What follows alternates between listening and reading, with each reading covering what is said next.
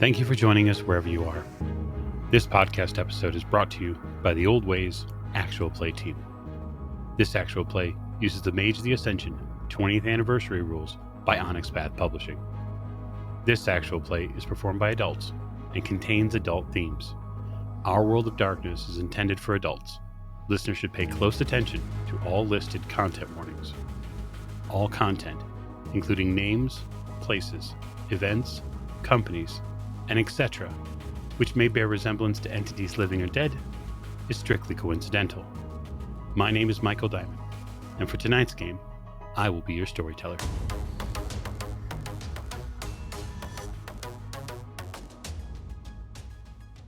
Thank you for joining us again on another episode of the Old Ways podcast. I am your storyteller, Michael Diamond. My pronouns are he, him, and we are back with the Ascension of Babylon, our Mage the Ascension Chronicle for the Old Ways podcast. We'd like to welcome you in and thank you for listening. And for those of you who are our wonderful Patreon supporters, we'd like to thank you for supporting the show. We truly appreciate all you do to make sure our creative endeavors can find their way to you in a variety of ways.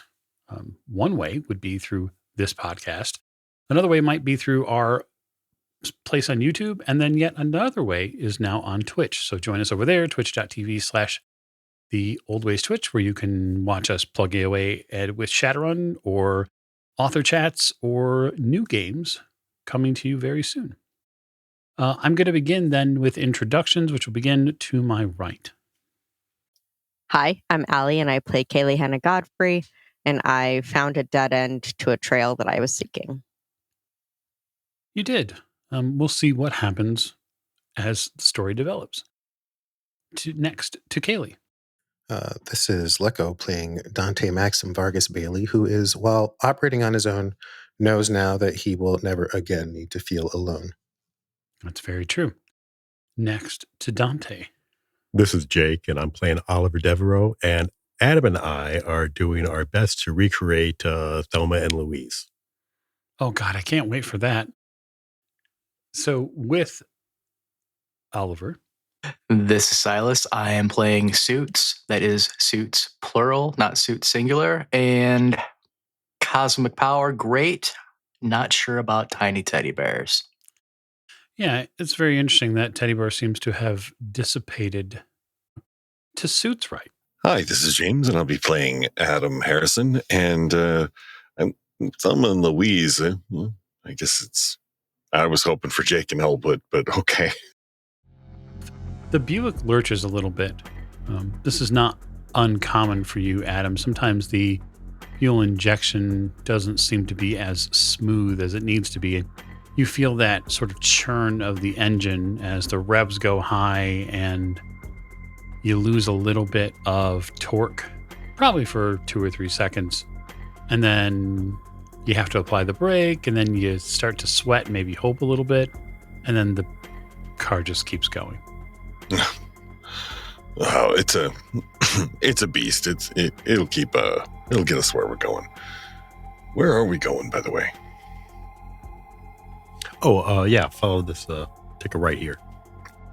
Yeah, so I have that question for you. Where are you going? Where are you leading him, Oliver? I guess I'm taking it back to the safe house. Okay, so you end up driving in a little bit of not circle, but more like a long rectangle. You don't actually get terribly far from where you were, maybe 8-10 blocks. And you pull up in front of a really nondescript small house, sort of tucked in between a couple of other houses here. It looks like any other average house you might see in Las Vegas. You're sure this is a place? Yeah. Just a little place I'm crashing. Hey, when I get out of the car, I'm going to look and make sure I don't see Frank Gravy anywhere. You do not see Frank Garvin or his gray nondescript sedan. Okay. Yeah, come on in. It's a little safe house we got. He notices Oliver checking the street, so he does the same, not knowing at all what he's looking for, and goes inside. You expecting company? Oh, yeah, you never know. Apparently not anymore. This place is sort of interesting, Adam. It's very very mid-century modern. All the furniture in here is very well taken care of. It's clean, although it does look lived in. It's I don't know. You feel a little itchy being in here. It's not your place, is it? No. The order gave it to me for a little bit until I can, get set up my own place again. The order? Yeah, the order Hermes. Oh, right. Those guys you've been... Yeah. How's that going, by the way? Oh, great. It's been great. I learned a little bit about some of the factions and stuff. I'll fill you in on another time.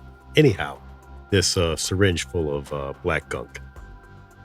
Yeah, that wasn't the only black gunk. He had it literally leaking out of his ears. Listen, I used the thing we can do to look inside of him, and he shouldn't have been alive. There was nothing really holding him up. Really? If he was a house, it would have been just the paint holding him together. I'm going to hold up the syringe and use entropy sight. Okay, what are you attempting to ascertain with entropic vision? Well, I'm looking to see if this is like almost like a cancer or something. Okay, so what focus will you be using for entropy? I will be using my I got a coin I keep. I'm gonna flip it. Okay. Try to play with the numbers a little bit. Alrighty. So you're going to use entropy 1, and you're going to use this coin as a focus in hopes of activating a sense of where this fluid sits on the scale of being either static or entropic. Yeah. Okay. I can get down with that. So why don't you go ahead and make me an arete roll? It is highest sphere plus 3, so it's difficulty 4. Hey, 2 successes. This is really befuddling. It doesn't really shade one way or the other. The feeling that you get coming off from this hypodermic needle is one which it feels like there's an inherent pattern in the fluid. So it doesn't feel like it's meant to break things down. Okay, so there's something else. Ooh, that's real close. Is it decaying in this place? No. Okay. It actually doesn't tell me a lot because nothing's decaying here that's not living. So it tells me it's not living. I'm saying all this out loud too. So it's not living. No, I don't think so. No, if it would, it wouldn't. It would. Well, some kind of decay would probably be happening. It's a long story. It has to do with wards and shit. Anyhow, it's not really decaying itself. It doesn't seem like it's meant to decay something. And you said it was filling this person? Leaking out of his ear, so he's either full or it was filling his system. That's pretty fucked up. You're telling me he was my neighbor. Oh, and he kept firing this freaking hand cannon. Or yeah. Put that away. By the way, do you want this? No, I don't want your damn gun. Isn't that weird that it would happen for your neighbor? Just days after you learn about weird shit like this? Yeah. If this has been going on for a while, that means whatever did this to him that happened maybe even before. Which either means it's one hell of a coincidence or somebody knew some shit in advance.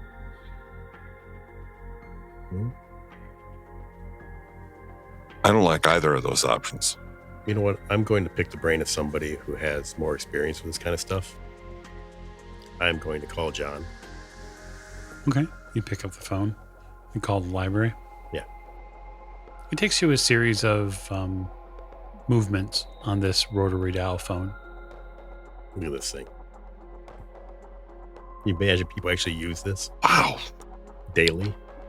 You need a hand with that? You gonna throw out your back doing that thing?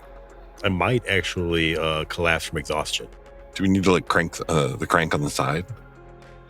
Anyhow. You hear the phone line pick up. Yes, Oliver? John sounds really distant. Well,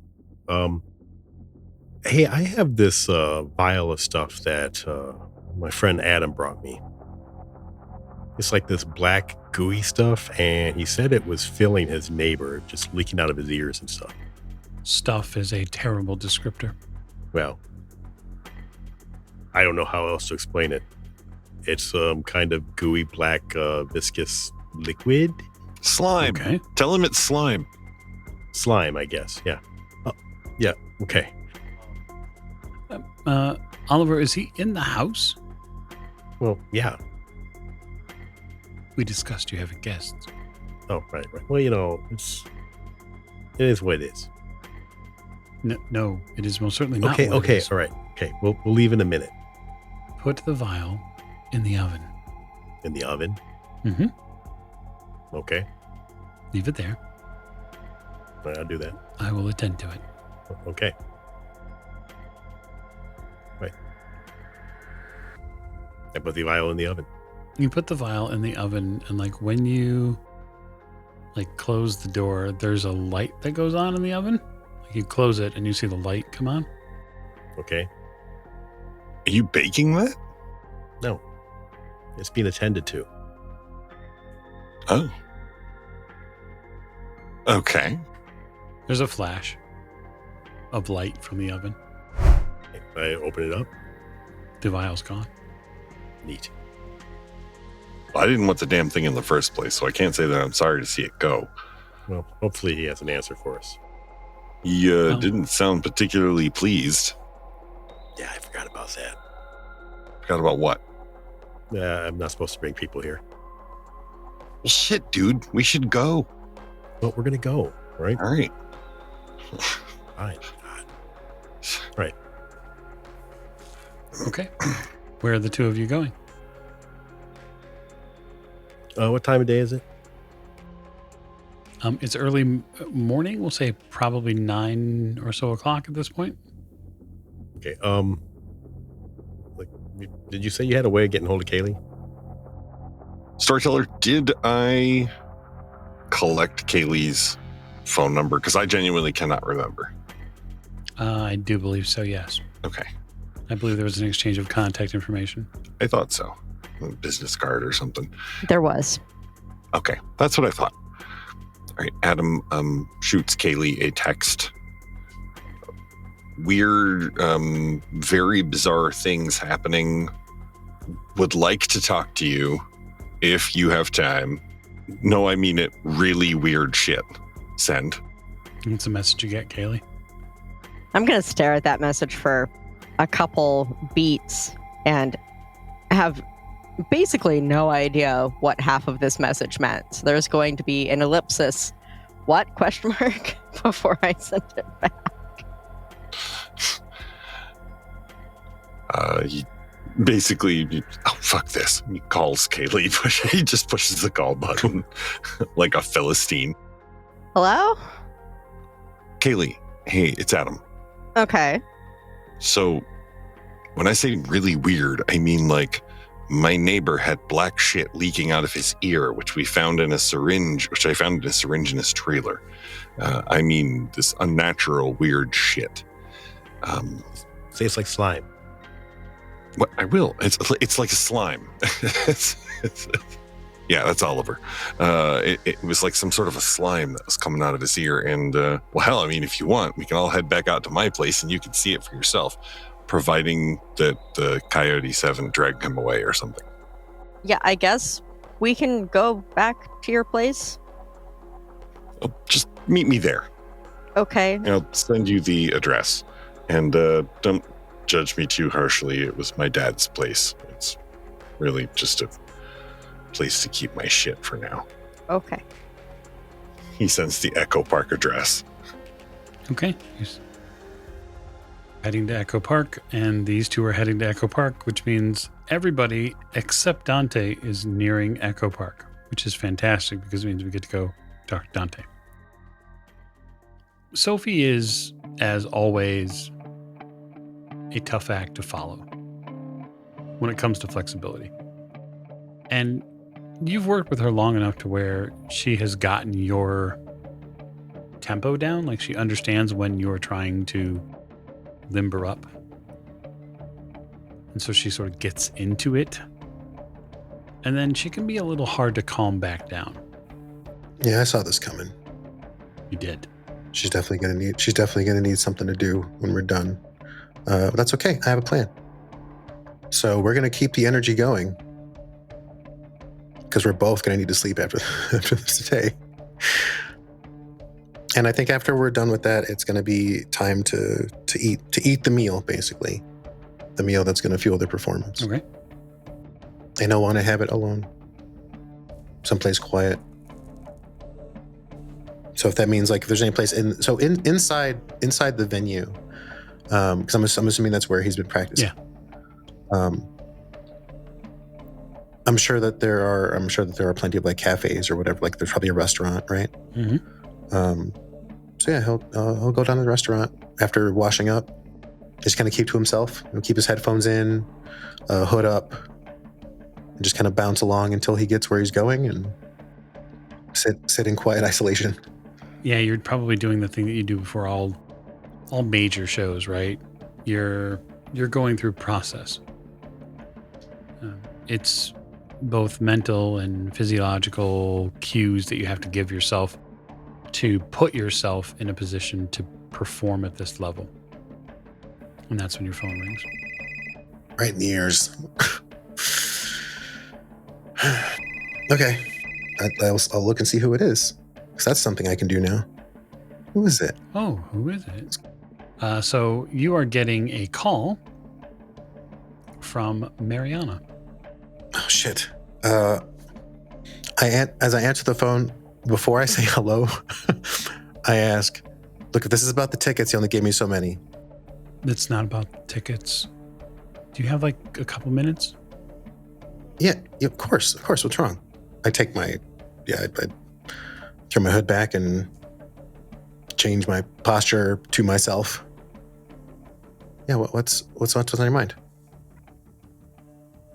It's a couple of things, right? So the new place. Mhm. It's really nice. So, okay. I'm hearing a but. Well, I was using the bathroom there,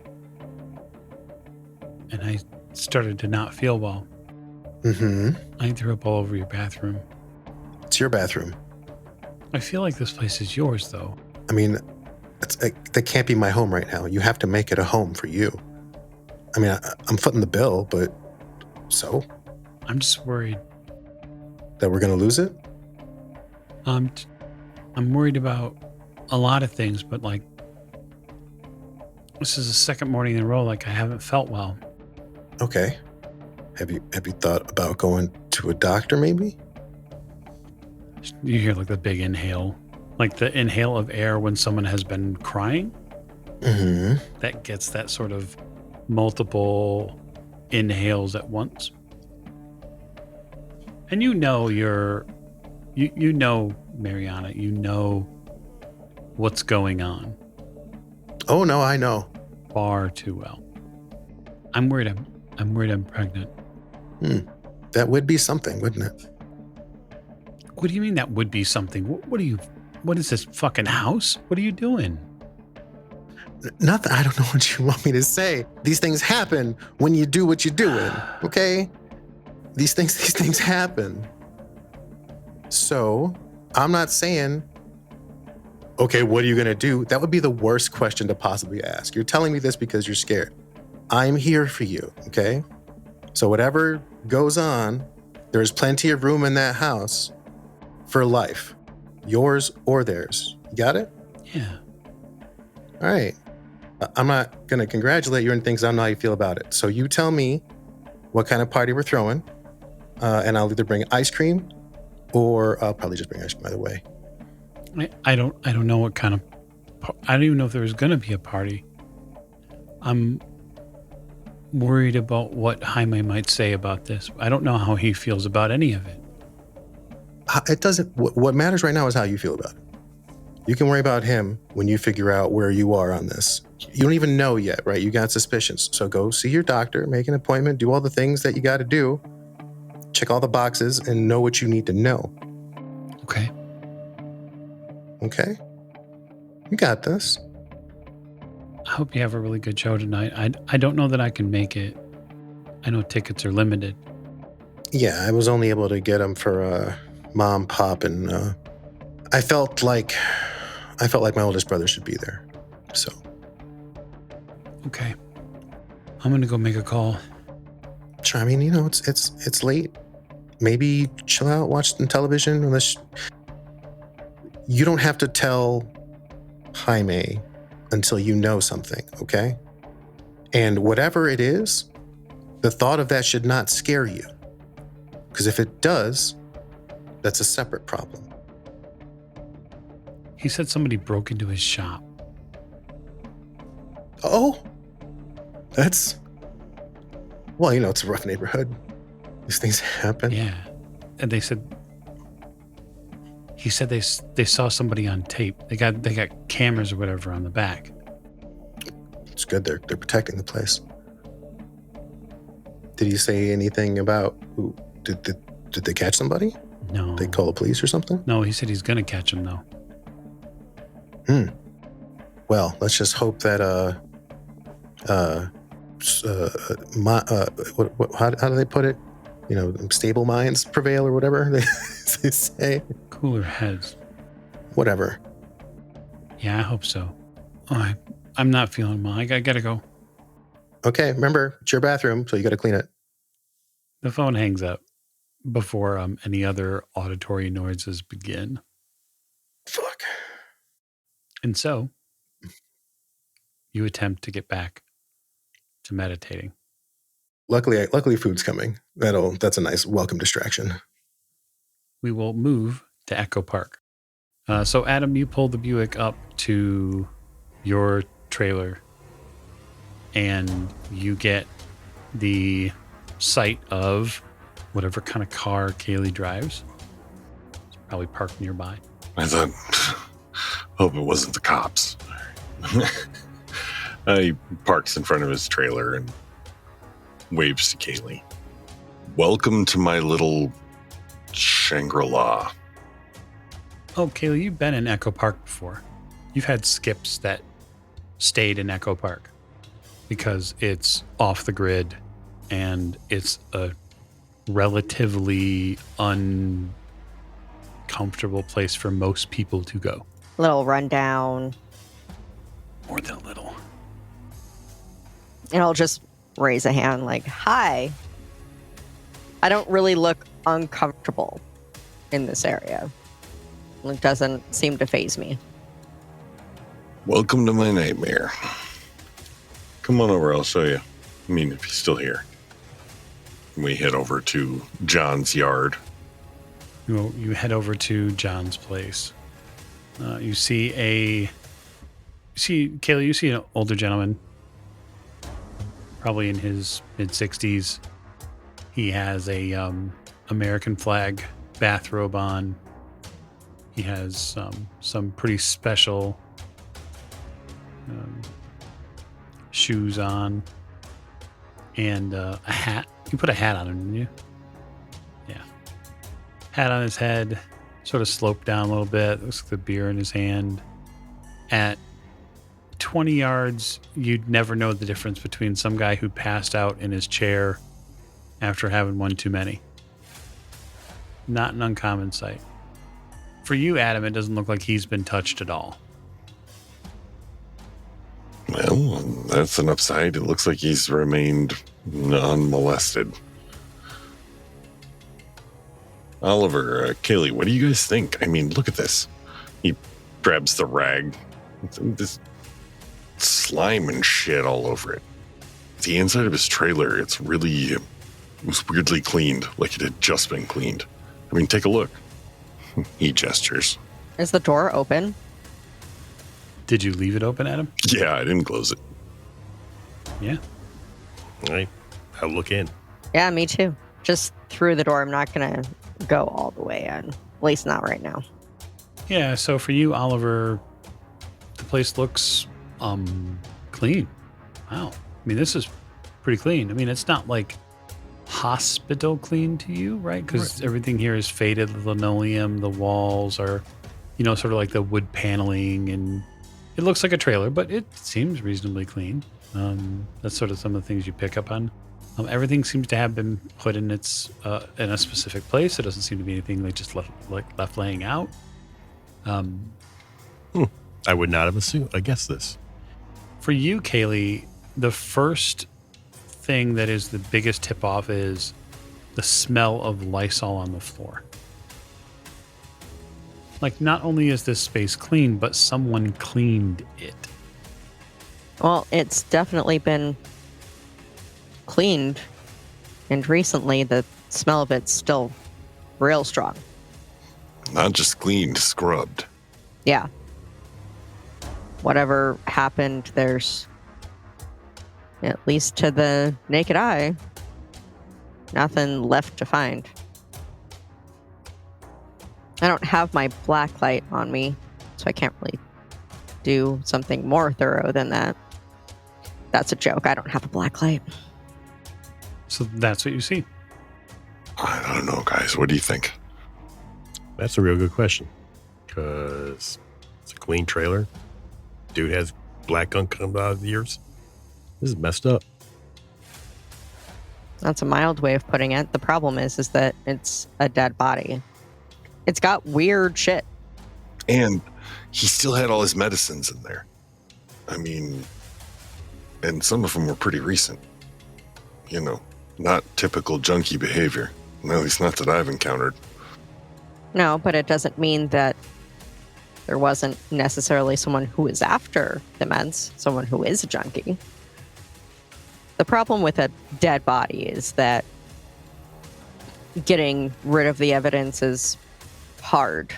As weird as it is, I would still recommend calling the police, even if they don't really have a whole lot to go on.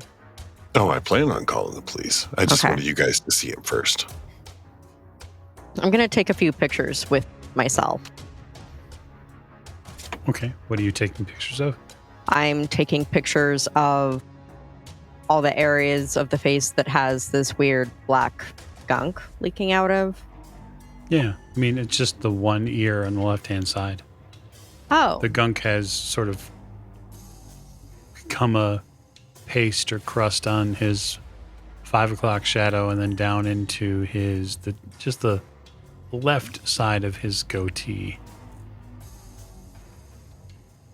Sorry, I misunderstood. I thought it was like out of his nose and stuff too. Fair enough. Mm-mm. So I will just take here. various close-up pictures, like zoomed in and out, and just the general position of the body from a few different angles and call it close enough. Okay. So, Oliver, I think it's probably best if we're not here when the police arrive. Yeah, I definitely don't want to be here when the police arrive.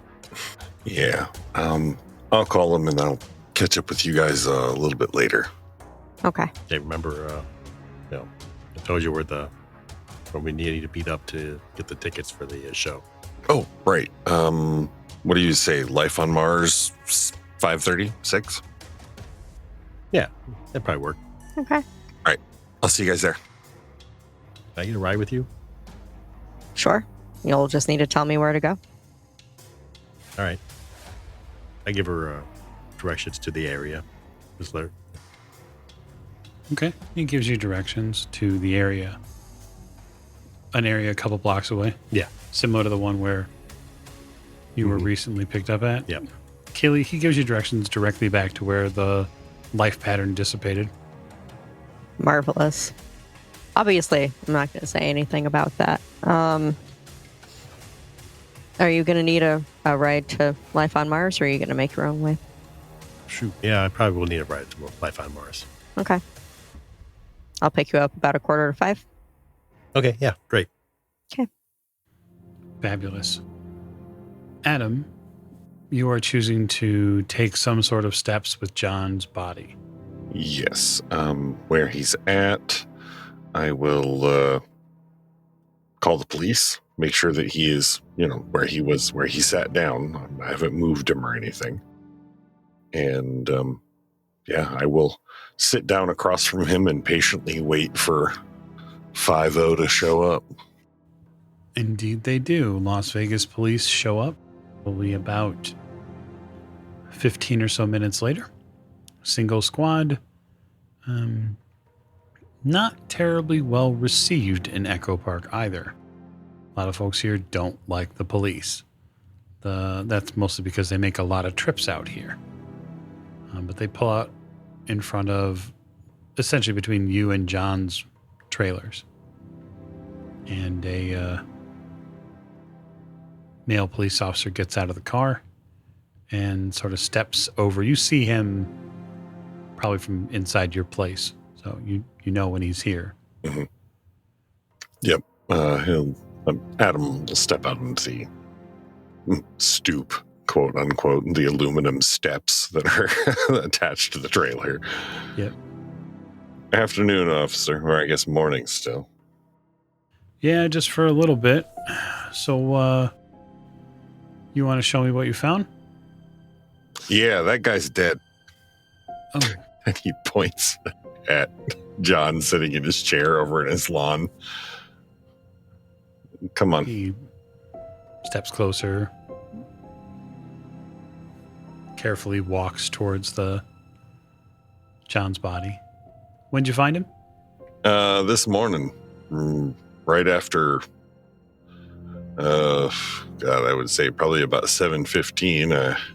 I woke up like a gunshot, and then, but he was out here grilling some gator there, which I turned the fire off, and after he apparently sat down because he's just been sitting there. Understood. Dispatch at 10:45 here at Echo Park. Adam kind of points to the goo around the side of his ear. I don't know what that is, but I wiped some up because I didn't want any, anything to get a hold of that, pets, animals, kids.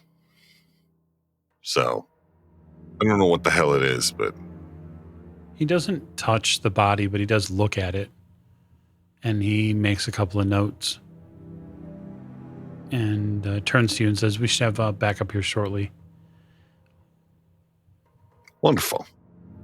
Reaches into his pocket and puts gloves on. Adam kind of leans back against John's trailer and is watching the cops critically. Yeah, dispatch, this would be 1079. 1079 here at Echo Park. Oh, yeah, he's dead. Yeah, the cop turns to you. Yeah, I'm having them notify the coroner. Yeah. He reaches out with his plastic, sort of carefully gloved hands now, and he grabs John's right wrist to check for a pulse, right? And that's when your morning begins to further unravel. As John's wrist crumbles like a fetid chocolate bar. Oh. Adam's kind of sliding down the trailer away from... The cop wrenches his hand away. Oh, holy shit. Yeah. He immediately covers his mouth. And then there's this gooping sound that comes out of John's body. It just... as if something exhales. And there is a fetid pile of black goo that comes out of the stump where John's wrist used to be. Oh, that's... And it smells like it hits your nostrils, and you're going to make me a stamina roll right now. Oh, yeah. No successes, sir.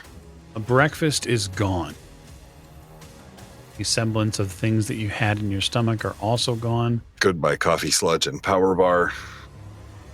And you are considered down dice for any physical challenges that you may encounter for the next little bit. The police officer also has to roll stamina. That's not good. The police officer collapses. And when he does, he collapses forward, like onto the pavement that exists between your place and John's place. And he is beginning to twitch. His body is beginning to twitch. Adam goes over and rolls him over and away from the black sludge. Sure. He tries to make sure that he doesn't move his head and neck around a whole bunch. Tries to keep them relatively stable. He remembers at least that from yesterday. He shoves a sandwich in his mouth. He remembers at least that from first aid. And then he basically skitters away himself from this black gooze and I assume watches John's body dissolve or... Unfortunately for you and everybody else in Echo Park, John's body does not dissolve. Oh. Okay, so it just empties out.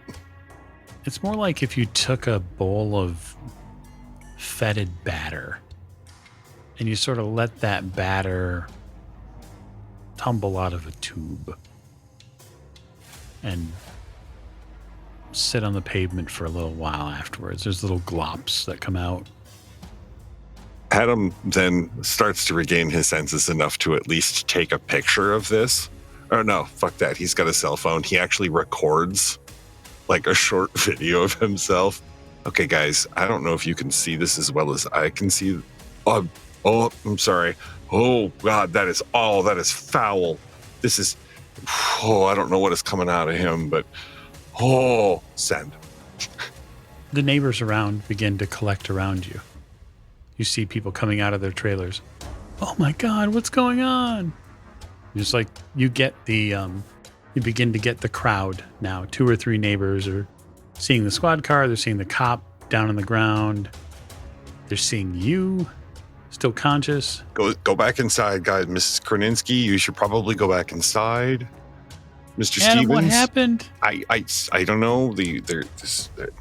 John has something wrong with him. I think he passed away this morning, but there's some sort of toxin, so I can't let you come over here. I'm not in good conscience. All right? So come on, back to your trailers. Did he have it? Who? The cop? No. John, didn't he get the vaccination? This is what happens. Yeah, yes, he probably did get the vaccination. In fact, I bet it was probably the 5G waves that did this directly to him. I've seen it all over the news. But if you're out here, then you have no tin or aluminum protecting you, Mrs. Krasinski. You easily spark the tin hat crowd to flee. It is soon after that multiple squad cars begin to show up. 2 more. 1 supervisor and 1 standard 4-door sedan.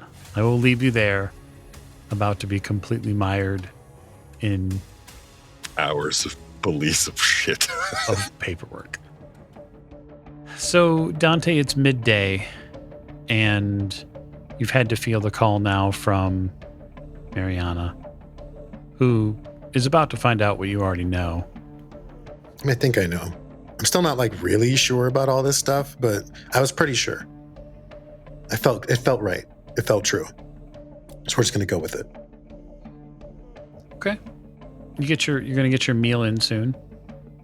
Yeah, make sure I get the food in, and then after that, it's really just like I'm not sure if they're doing like a pre-show meet and greet thing, because I know that there's all these exclusive peeps.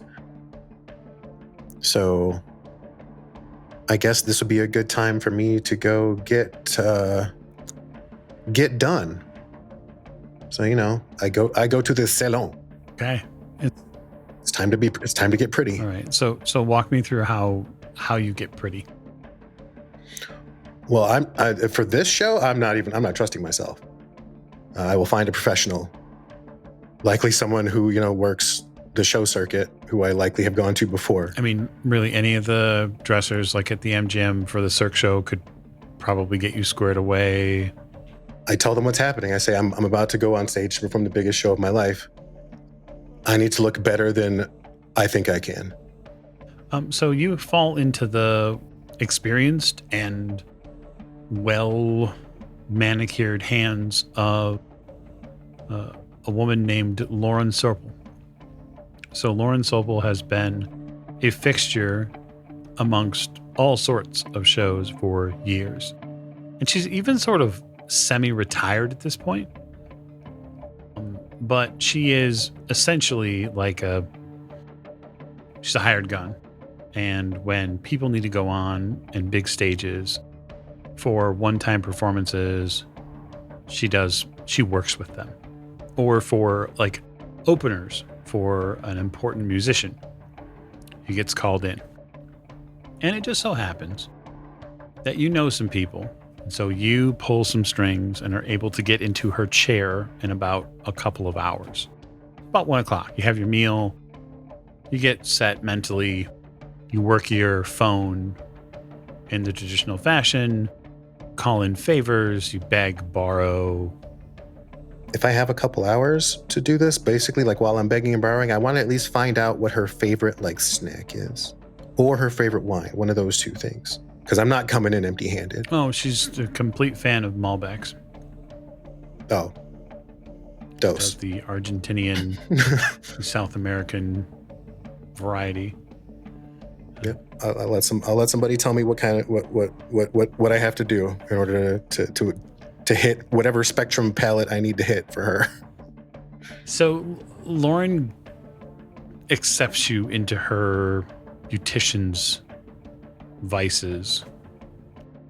She sort of gets you in the chair and then begins to prepare you. I try not to fanboy out. She's a force of nature in her own habitat, but she does attract an awful lot of showgirls who like to sit and watch her work. And so you are, well, you have an audience. A centerpiece. Yes. Sure. And all these showgirls are all done up, right? Feathers, the whole bit.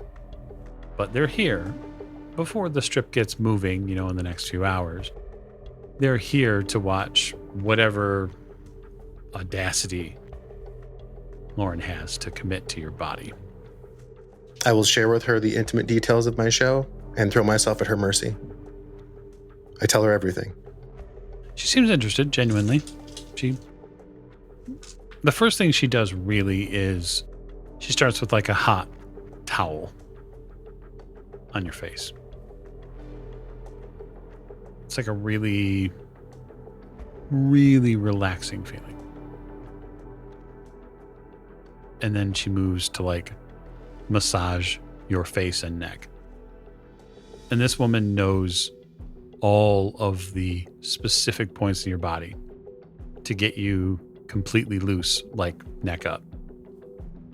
You've never really had someone massage that part of your face before, but it's going to go on your list from now on. So tell me about the show. Tell me what are you hoping to capture this evening? So it's a 3-act show, and in my head, it's about seeking the unattainable, the obsessions, they're people's holy grails, and the objects of their affection and the futility of it. The struggle and the sacrifices that need to be made, the risks that need to be taken. the daring acts that must be performed, just for a chance, with no guarantee of success and no safety net. No safety net. I smile real big under the towel. Intriguing. She sort of, with a twirl, whips the hot towel off your face, and you can feel the rush of cold air on your skin. That's brisk. Now, are you working to embody a specific muse or an image or... Sophie. Sophie? I will. My eyes will fall to my duffel, and I'm sure she'll probably poke her head out. Yeah, you see Sophie's mink face jump out. My masked muse. Wonderful.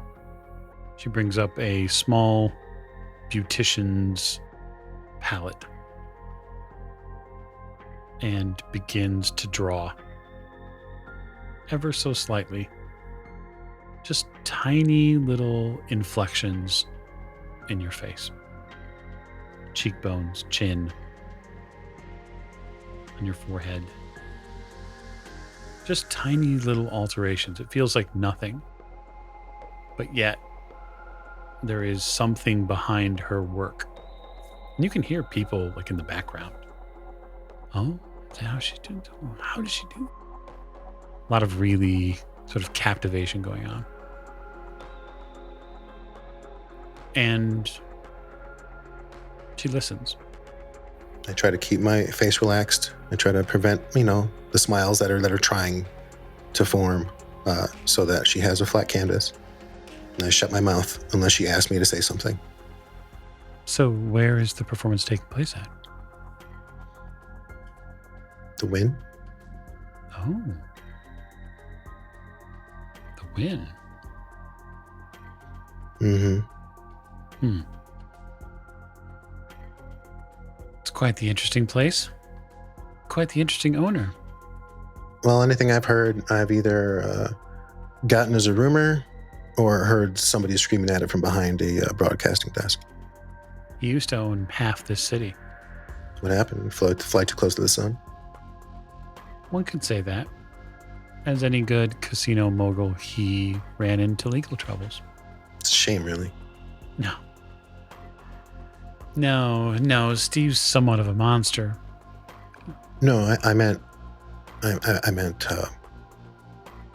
the people that have to kind of suffer at the mercy of kind of an unfair game that's getting played here.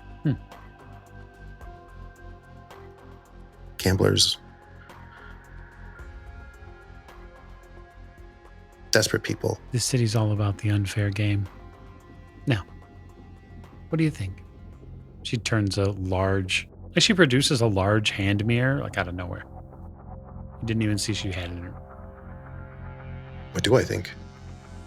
You think you look like you've been transformed into a mink. Like she has painted angles and perspectives on your face you did not know you had. And you have like a tightened up nose.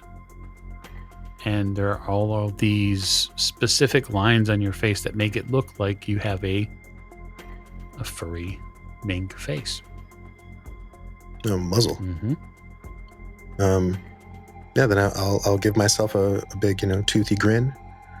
I think you're a genius.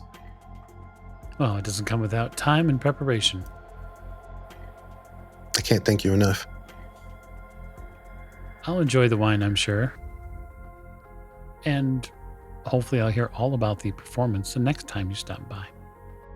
Well, if this goes well, let's hope we can keep the train moving.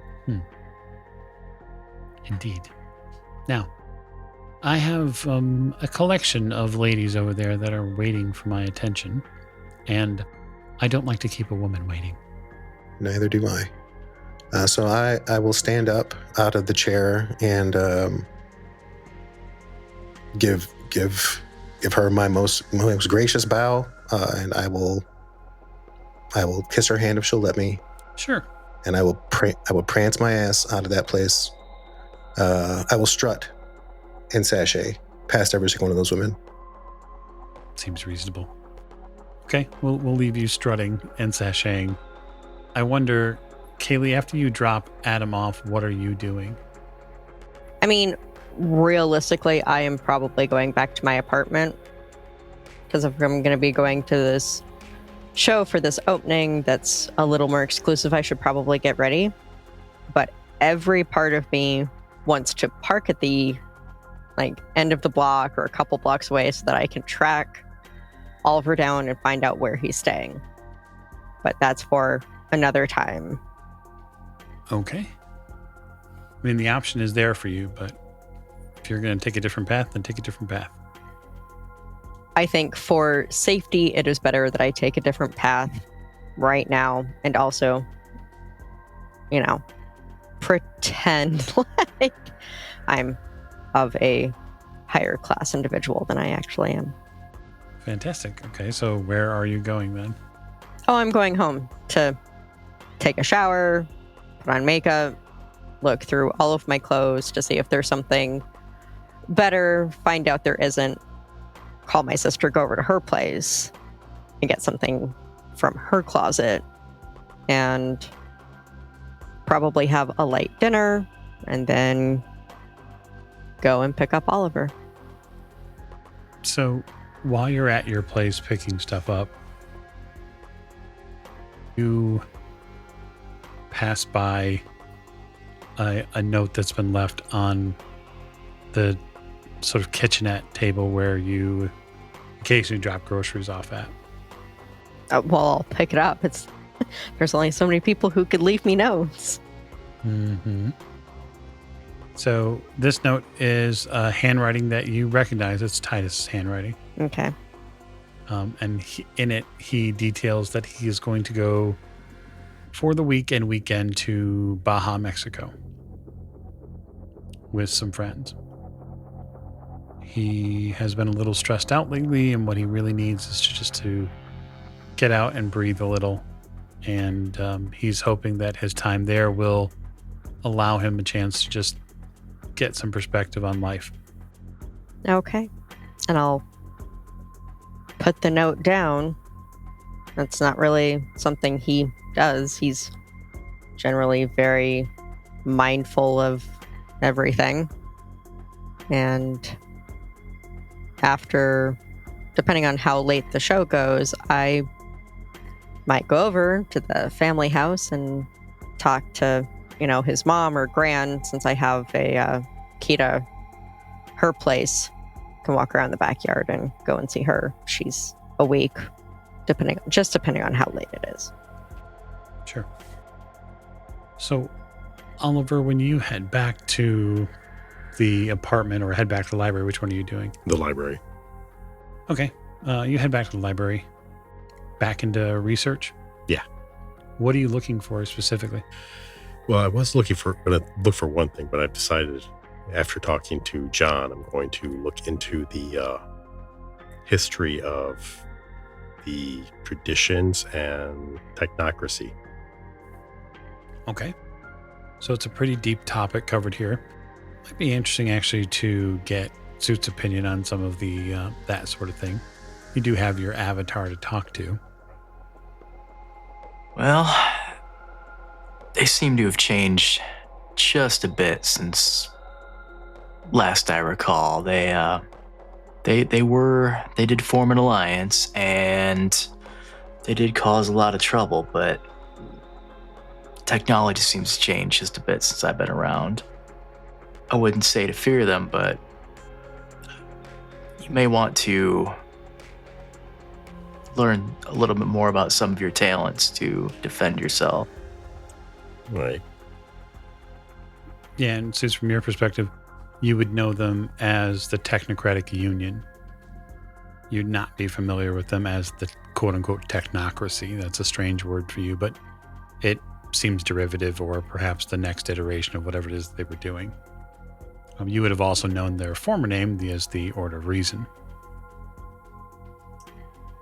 So I would be curious to learn a bit more about their recent history. Yeah, it seems it's best to know your enemy, right? Okay. So for the technocracy, at least from what you read, they have a main slogan, right? One world, one truth, one order.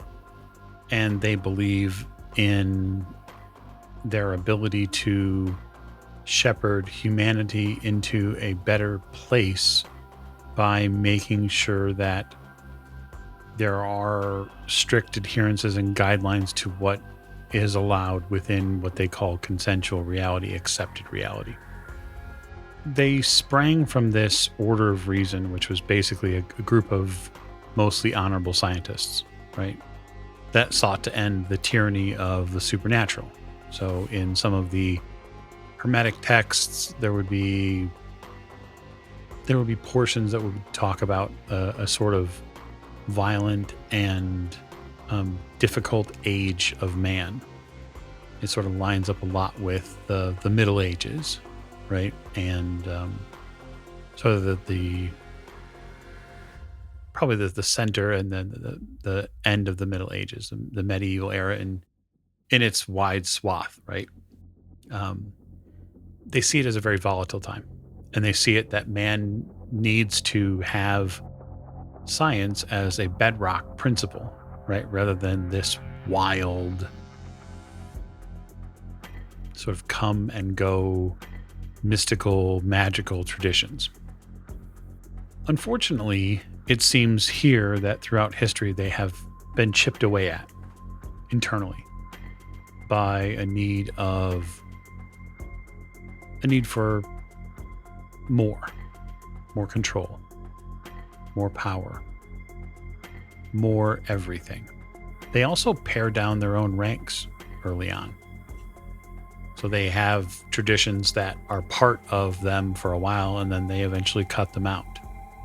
They rename things fairly often, which is also something that doesn't really happen as much on the tradition side. They reorganize, and they spend the latter half of that Victorian era really coming to their own internal power. And then they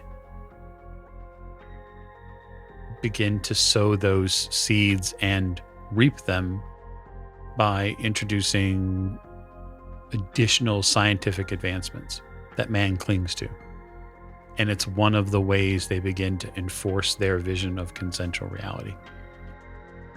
They change the way people talk. They change the way people interact with one another. And by doing so, they leave the older world, the mystical world, behind. And they pave over it. And some of it is insidious in the fact that of how beneficial it is for humanity. The medical portion especially. The advancements in medicine, the advancement in communication are things that everyone loves and enjoys.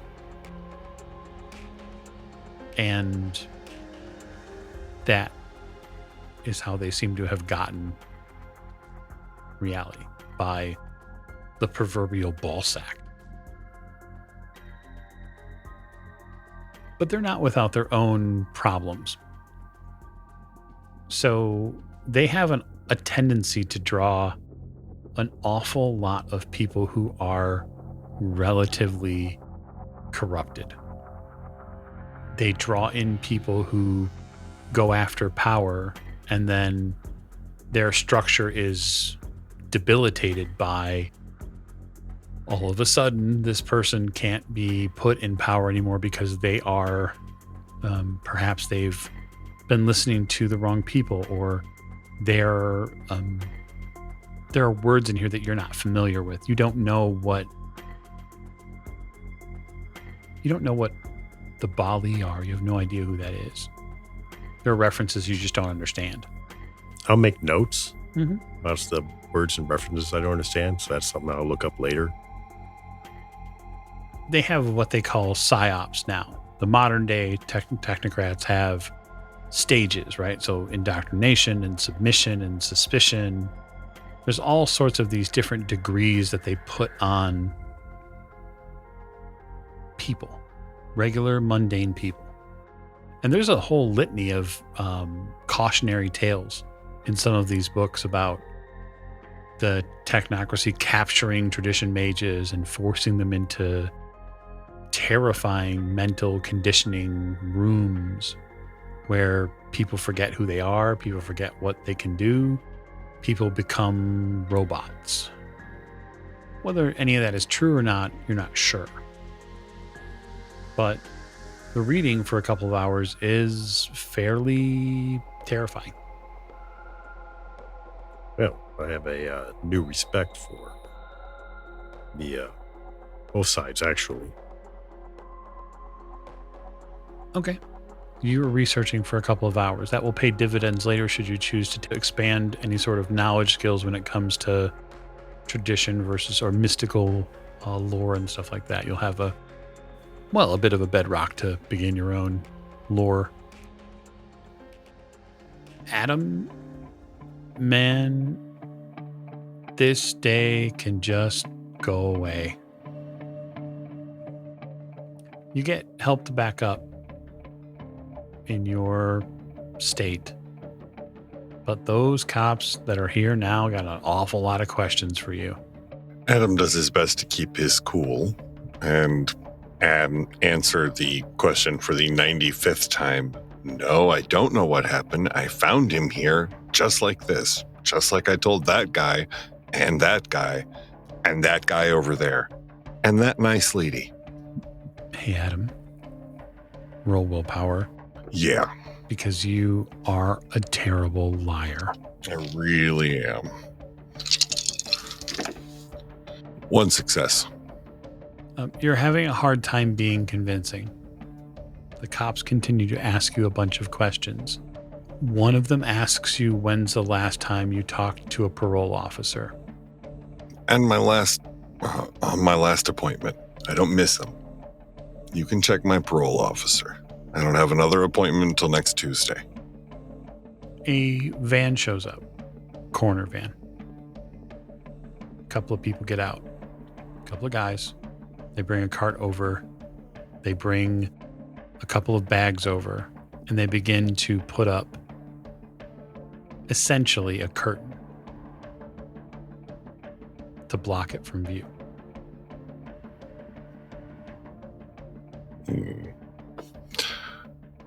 Well, are the cops done talking and questioning me yet? I mean, for the most part, yeah. Okay. They're having you sort of sit nearby in case anybody else has any other questions. There's a lot of, I don't want to say hand-wringing, but there's just a lot of chin wag as far as the cops are concerned. They talk a lot to each other. Eventually, the supervisor leaves.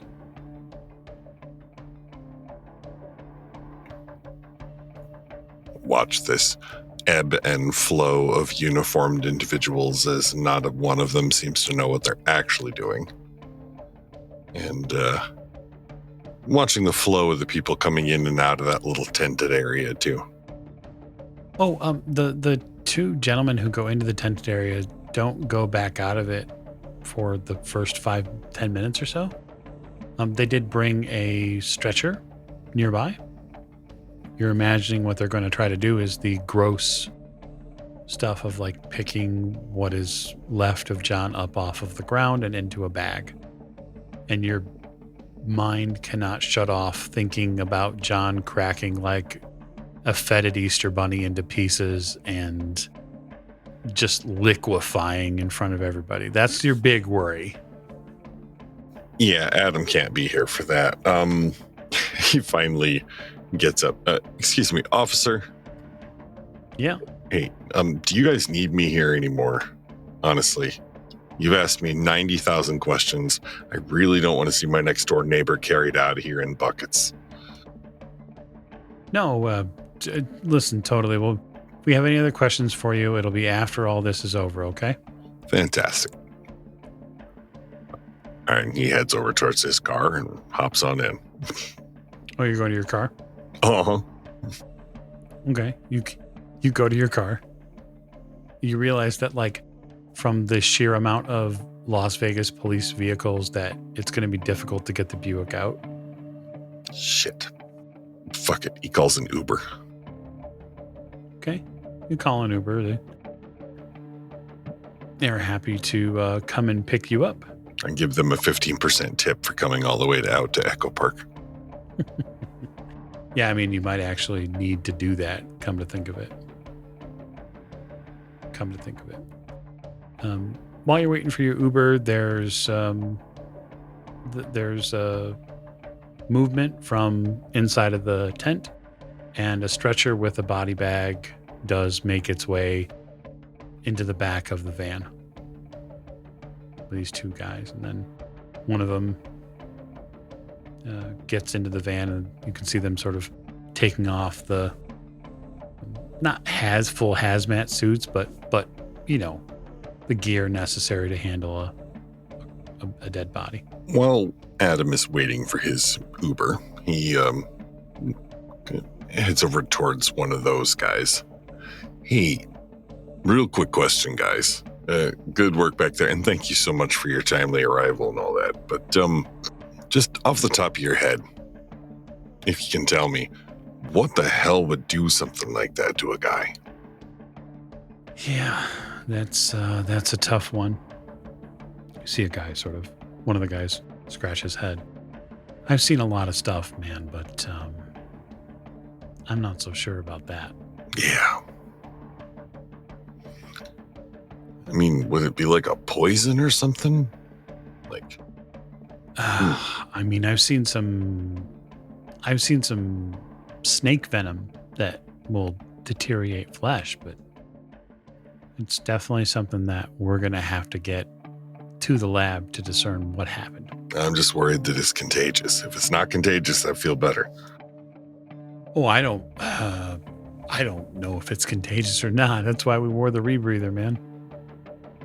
Fair enough. All right. Well, thanks. Yeah, hey, good luck. Did you give your information to the officers there? Sure did.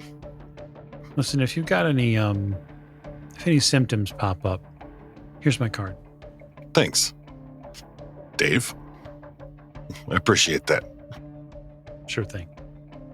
Corners get in the van and drive off. Your Uber arrives. And so we're sort of all going to begin spinning around this one event that is coming. Adam meets them at Life on Mars when appropriate to get his ticket. And because he doesn't want to go to this thing by himself, because that's weird. Yeah. Kaylee picks up Oliver after a while. You get to Life on Mars, the three of you. So you're piled together in Life on Mars, the three of you, to have like a meal before you go to this event. That makes sense. Okay. So I think then for tonight, we'll leave the three of them at Life on Mars, and Dante painted up like a mink in preparation for his big show at the Wynn. And we will see you next time, where our mages will take flight. Take that for what you will. So thank you and good night.